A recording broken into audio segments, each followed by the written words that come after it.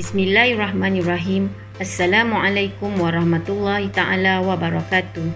Bersama lagi dengan Cikgu Nurul Hidayah binti Abu Bakar bagi mata pelajaran Pendidikan Islam tahun 1.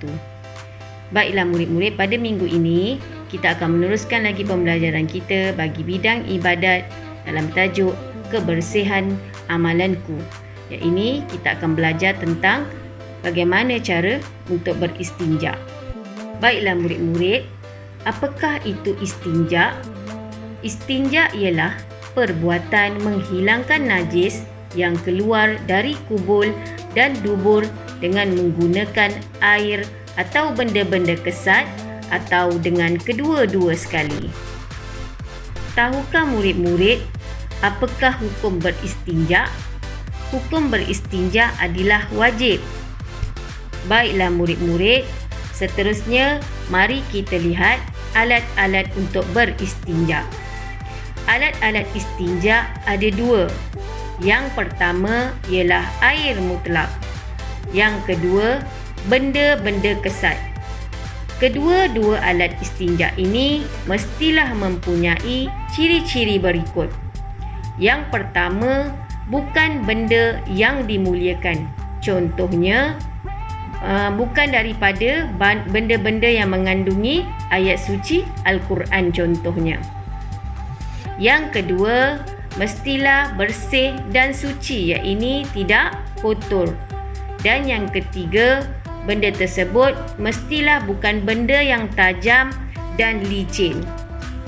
Berikut merupakan contoh alat-alat istinja. Yang pertama ialah air mutlak, iaitu air yang suci lagi menyucikan. Yang kedua, tisu. Yang ketiga, batu.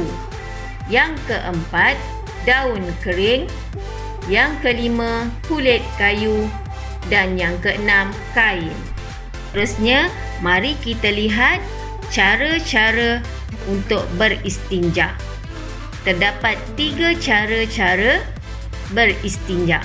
Yang pertama, beristinja menggunakan air. Cara yang kedua, beristinja menggunakan benda-benda kesat. Dan cara yang ketiga ialah beristinja menggunakan air dan benda-benda kesat. Cara beristinja menggunakan air. Yang pertama, gunakan tangan kiri ketika beristinja. Yang kedua, bersihkan kubul atau dubur dengan air mutlak. Seterusnya, kita lihat cara beristinja menggunakan benda-benda kesat. Yang pertama, sapu kubul dan dubur dengan benda-benda kesat dan kering. Yang kedua, ulang sapuan sebanyak 3 kali.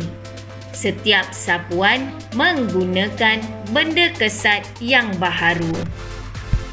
Baiklah murid-murid, berikut merupakan contoh beristinja menggunakan benda-benda kesat. Ini Muhammad Daris. Muhammad Daris ingin beristinja menggunakan tisu. Muhammad Daris menyediakan 3 helai tisu untuk beristinja. Tisu yang pertama, kemudian tisu yang kedua dan juga tisu yang ketiga. Muhammad Daris akan menggunakan tisu yang pertama untuk sapuan yang pertama. Kemudian tisu yang kedua untuk sapuan yang kedua. Seterusnya menggunakan tisu yang ketiga untuk sapuan yang ketiga.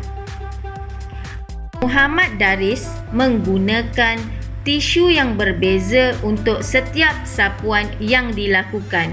Seterusnya, cara beristinja menggunakan benda kesat dan air. Yang pertama, gunakan benda kesat terlebih dahulu. Yang kedua, gunakan air. Dan murid-murid, sekian saja pembelajaran kita pada minggu ini. Mudah-mudahan ia adalah pembelajaran yang dapat dimanfaatkan oleh murid-murid. Sekian, wabillahi taufik wal hidayah. Assalamualaikum warahmatullahi taala wabarakatuh.